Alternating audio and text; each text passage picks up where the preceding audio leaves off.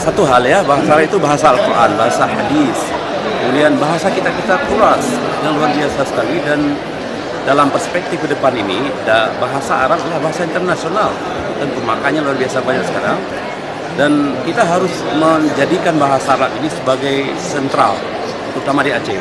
Aceh harus punya sentrum tamadun Islam yang berbasis bahasa Arab. Dan ke depan kita berharap Aceh harus menjadi pelopor di Indonesia dan bahkan Asia Tenggara dalam rangka pengembangan bahasa Arab. Tantangan ke depan tentu sumber daya.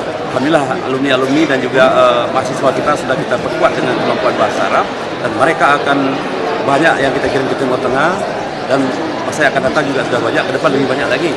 Kemudian salah satu tantangan mungkin kita perlu memperkuat lab bahasa Arab. Kita sudah punya lab bahasa Arab, tapi tentu kita perkuat lagi, bahkan di setiap fakultas harus ada lab bahasa. Saya kira ini tantangan yang harus kita hadapi ke depan, apalagi dalam rangka globalisasi.